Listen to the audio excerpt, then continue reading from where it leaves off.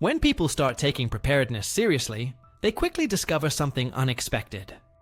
Some survival items draw more attention than others. They're legal, common, and useful. Yet the moment you buy them, the system sees more than just a purchase. These are the items that quietly stand out, forming what many call the prepper blacklist. Number 1. Nighttime technology that raises questions. People who spend enough time in preparedness eventually notice a pattern. Certain items attract more attention, not because they're illegal or dangerous, but because of how the system categorizes them. Nighttime technology is the clearest example of this. Most people buy these devices for everyday, harmless reasons: checking their property at night, observing wildlife, managing land, or improving safety during power outages. But the moment someone steps into high-performance models, the purchase begins to look very different on the back end. These tools often fall under the same technical classifications as equipment used by trained professionals, which means retailers may have to record serial numbers, keep sales logs, or follow stricter compliance rules. The buyer doesn't necessarily know any of this. They see a device that helps them navigate darkness safely. What they don't see is the administrative framework behind it: tracking systems, reporting requirements, or databases that flag unusual spending patterns. The sensitivity around these items comes from their capability, not their intended use. High-end night vision gear enhances awareness in environments where visibility is normally limited. To regular consumers, this is simply responsible preparedness. But to oversight systems designed decades ago, these devices fall into a category used by specialized teams, disaster response units, and other professional groups that handle emergencies. That overlap creates confusion for monitoring algorithms that aren't sophisticated enough to understand that a homeowner might buy the same technology for completely harmless reasons. People expect high prices to raise eyebrows. What surprises them is the idea that certain technologies become visible to automated systems simply because those systems were programmed to treat nighttime visibility tools as exceptional. This is where the mismatch happens. Your intention is safety, but the system interprets the capability. That disconnect is exactly why nighttime equipment repeatedly shows up on discussions about the prepper blacklist. It isn't about fear or conspiracy. It's about understanding that certain purchases live in categories that draw attention by default, even when the buyer is doing nothing more than preparing responsibly for predictable outages and emergencies. Number 2. Large-scale fuel storage. That looks like independence. Energy determines mobility, heating, cooking, communication, and basic survival. That's why anyone serious about preparedness eventually thinks about storing fuel. But here, scale dramatically changes how the purchase is perceived. Storing a couple of small cans is normal. Many households do it for lawn equipment, generators, or seasonal use. But once someone steps into drums, barrels, or stationary tanks capable of running equipment for extended periods, the purchase becomes visible to systems built around safety and regulation. Suppliers often have to document large fuel orders, not because they suspect wrongdoing, but because fuel falls under hazard material protocols. Transport companies log shipments. Some regions require permits. Fire safety codes may apply. None of this has anything to do with preparedness. It's the standard process for anything classified as potentially hazardous. But the result is the same. The purchase doesn't blend in anymore. Instead, it becomes part of a record that sits in a system designed to monitor unusual quantities. The irony is that long-term outages, severe weather, and supply disruptions make storing extra fuel completely logical. People want to avoid panic lines, shortages, and the chaos that often hits gas stations during crises. But while the intention is stability, the amount itself signals independence. And independence is something supply chains aren't designed around.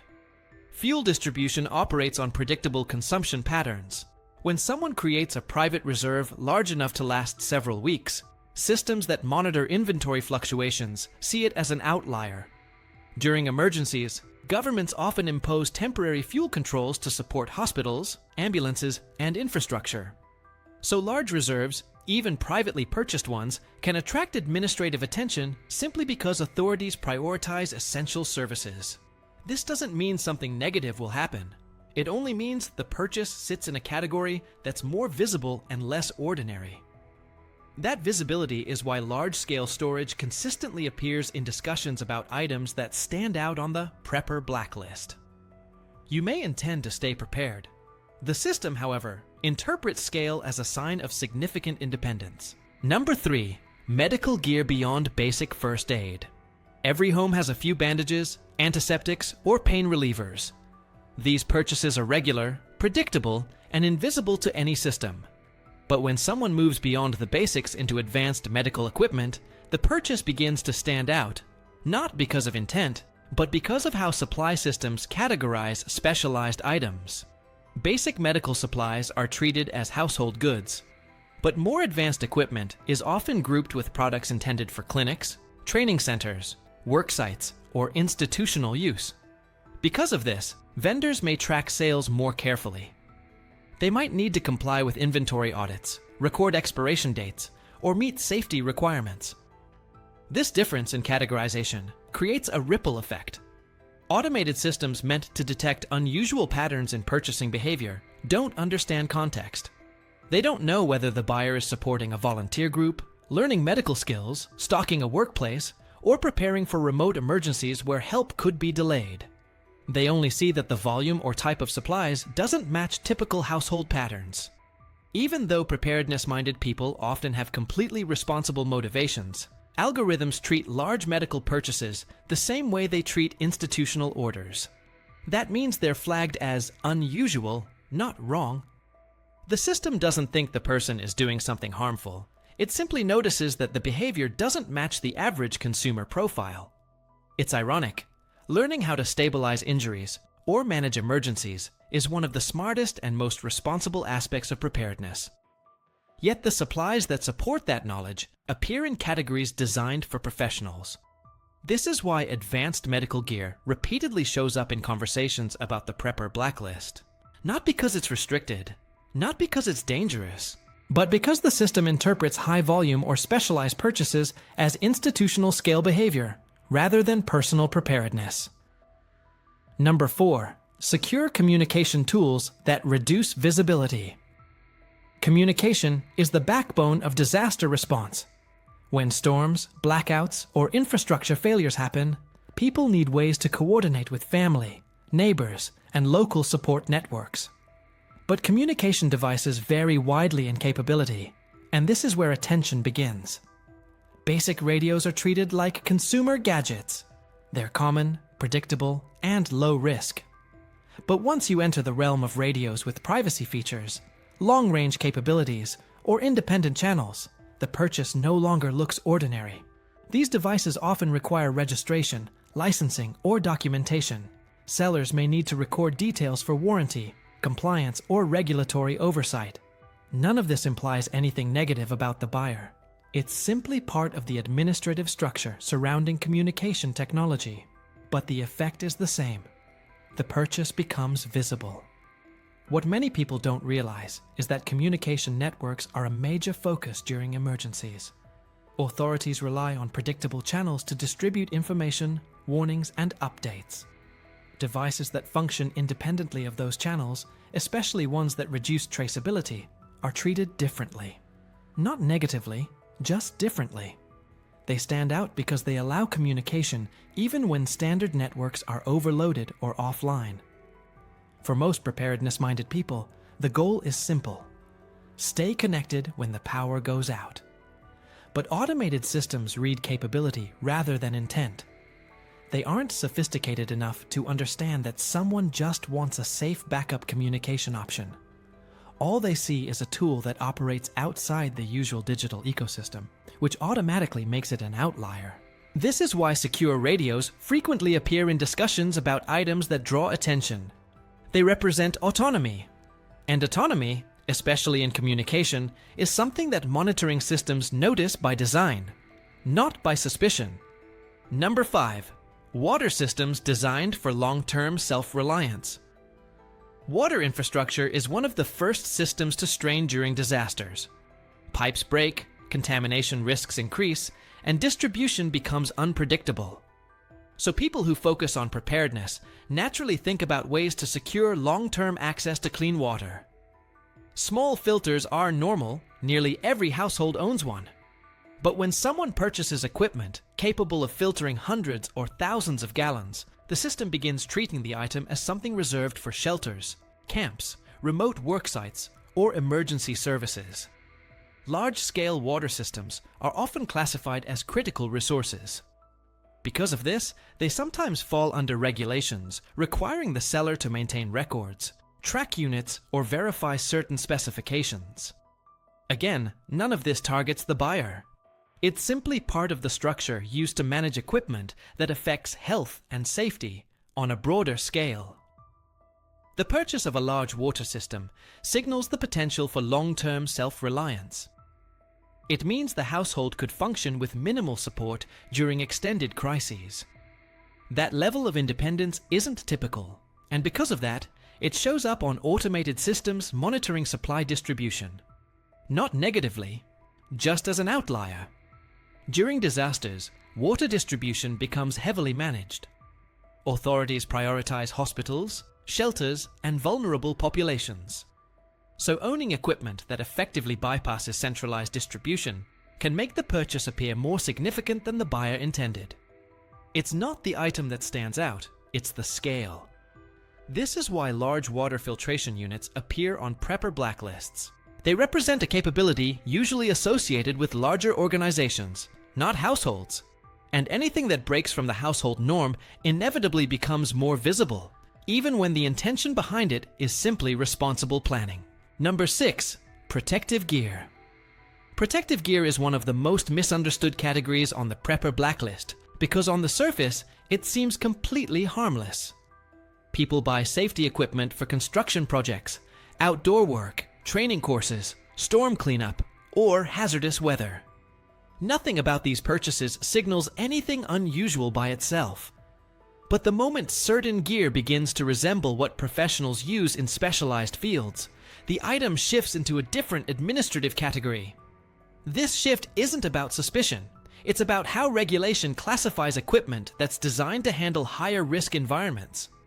Sellers often have to follow strict liability rules, maintain purchase logs, or verify specifications, especially when the gear is robust enough to withstand extreme conditions. That documentation is what makes the purchase more visible. Preparedness-minded people buy this gear because it simply makes sense. If you live in areas with hurricanes, fires, or tornadoes, protective equipment isn't optional, it's essential. But monitoring systems don't interpret the context, only the pattern. If a buyer also acquires other preparedness-related items like radios, generators, or bulk supplies, the system begins to see a profile instead of a single purchase. Again, this doesn't mean the system views the buyer negatively.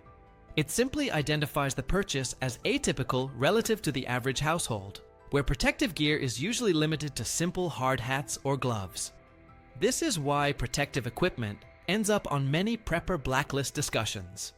It's not about the gear being harmful, it's about capability. The more capable the equipment, the more likely it is to overlap with regulated or professionally monitored categories. The average consumer rarely buys equipment rugged enough for disaster response scenarios, so when someone does, it's interpreted as a signal of long-term self-reliance. The system doesn't see intent, it sees deviation from the norm. And because protective gear relates directly to operating safely in environments where official responders normally work, the item automatically sits closer to professional oversight systems. Most buyers never realize this until they notice the pattern themselves. The more responsibility you take for your own safety, the more you stand out in systems designed around average, predictable behavior. Number 7. Bulk consumable supplies. Buying in bulk has become normal thanks to warehouse stores, seasonal sales, and rising prices. But despite how common bulk purchases are, certain patterns still trigger attention in automated systems. These systems were originally designed to stop fraud, prevent supply manipulation, and track abnormal consumption spikes. They don't understand preparedness. They simply analyze data. When someone buys large amounts of supplies regularly, especially items meant to last months or years, It doesn't match typical household consumption. This is where preppers unintentionally stand out. Consider consumables like batteries, canned goods, cleaning supplies, water containers, seasonal gear, or maintenance materials. One purchase won't raise any concerns, but repeated large purchases over time create a pattern of long-term stockpiling. This pattern is what automated systems categorize as unusual. It's important to understand that this isn't targeting individuals. It's built to detect behavior that affects inventory stability. For example, supply chain algorithms watch for sudden surges in demand because these surges can create shortages. Preppers, who simply want to stay ahead of disruptions, often trigger the same indicators unintentionally. What makes bulk consumables appear on the blacklists is not the type of item, but the scale. The average household buys slowly and replenishes gradually. Preparedness-minded households buy strategically, sometimes seasonally, and sometimes in large quantities. The two patterns don't look the same on the back end. When the system sees larger than usual quantities, it flags them as outliers, even though the intent is harmless and responsible. The reality is simple. Supply chains are designed around average consumption, and anyone who deviates from that average becomes more visible. During crises, governments and retailers often tighten rules on bulk purchases to prevent panic buying. So households with large pre-existing stockpiles appear self-sufficient at a level that's not typical. This level of independence is what repeatedly positions bulk consumables on the prepper blacklist. It's not about the items, it's about the behavior pattern that shows long-term thinking in a system built around short-term buying habits. Number 8. Drones. Drones have become common tools for entertainment, property inspections, farming, filmmaking, and hobby flying. But even small drones operate inside a regulatory framework that most buyers don't notice. Higher performance models keep detailed logs of flight paths, elevation, GPS coordinates, and timestamps. This information is usually stored automatically for warranty and software purposes. It's not designed to monitor buyers, but the side effect is that drones create digital footprints by their very nature. When someone with a preparedness mindset buys a drone, the intention is usually practical monitoring property after storms, checking for flood damage, or observing wildlife. But the capabilities of the drone, not the intention, are what systems interpret. During emergencies, airspace restrictions often apply.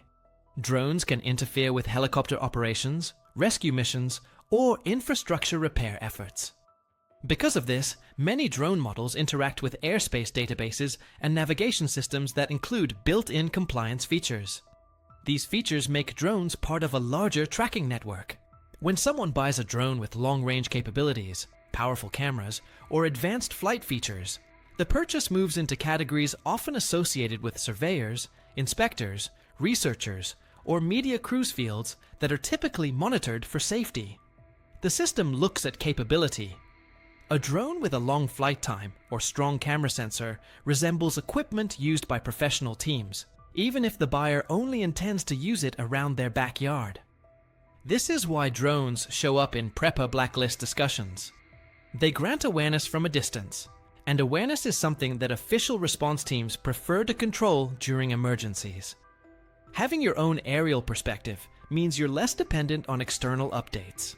And in a system where information flow becomes centralized during crises, independent observation tools stand out. Again, drones aren't suspicious. They're just recorded, logged, and connected to systems that were never designed around private, self-reliant use. This makes them more visible than most preppers expect. Number 9. Bulk seeds and farming tools. Growing food is one of the oldest and most practical preparedness skills. Small gardening supplies, seed packets, and hand tools barely register in any system. But the moment someone buys seed quantities measured in pounds instead of packets, or purchases farming tools with semi-professional capabilities, the purchase shifts into a new administrative category. Agriculture is heavily regulated because food supply stability is one of the pillars of national security. That means vendors, distributors, and seed companies keep detailed logs of large orders, especially when they involve heirloom varieties, bulk seeds, or specialized equipment. Preparedness-minded people purchase these items to create long-term food independence, but system algorithms interpret them differently. Large agricultural purchases indicate the capacity for parallel food production, meaning production that runs outside centralized distribution channels. During normal times, this doesn't cause problems. But during shortages or crises, systems that monitor agricultural inputs begin paying closer attention to where seeds and growing tools are going. The buyer may simply want to ensure their family can produce food, but the scale of the purchase signals self-reliance at a level not typical for most households. Bulk seeds especially stand out because they can support months or years of sustained production. Most families buy a handful of packets each season. When someone buys buckets, sacks, or large assortments of varieties, systems recognize the behavior as something closer to small-scale farming. This independence is exactly why seeds and tools appear on prepper blacklists, not because they're restricted, but because they represent an ability to maintain food supplies outside centralized systems. The intention behind these purchases is practical and positive, but systems don't interpret intention. They interpret scale, patterns, and deviations. And long-term food independence is a significant deviation from the average household, making these purchases unusually visible. Number 10. Precious metals. Precious metals have been used as a store of value for centuries. People who prepare for economic uncertainty often turn to metals because they exist outside digital systems and can't be affected by electronic failures or cyber disruptions. But modern financial regulations require dealers to log large transactions, verify identity, and sometimes report purchases that exceed certain thresholds. These systems weren't designed to monitor preppers. They're meant to prevent fraud, illegal financial activity, and untraceable transfers. Still, the effect is the same. The purchases enter a compliance database. Digital finance is built around traceability. Transactions can be tracked, audited, and analyzed. Physical metals break that pattern. So when someone moves resources into assets that sit outside the digital structure, the system automatically treats the behavior as unusual, not wrong unusual. This distinction is important. The system isn't concerned with preparedness motives. It's concerned with irregular patterns that differ from the financial habits of the average household. Large metal purchases are especially visible. They reflect a shift toward long-term, physical value preservation, which is something financial institutions pay attention to because it affects liquidity and reporting metrics. The buyer may be trying to protect savings from inflation or volatility, but the system reads the purchase as a withdrawal from the digital economy. This is why precious metals repeatedly appear on prepper blacklists. They represent independence from the digital financial framework. Independence itself is neither suspicious nor harmful, but it's outside the norm. And anything outside the norm becomes more visible in systems built around tracking predictable behavior. Metals remain one of the most popular, stable preparedness tools, but their administrative footprint is larger than most people expect. That footprint, not the metal, is what lands them on the list.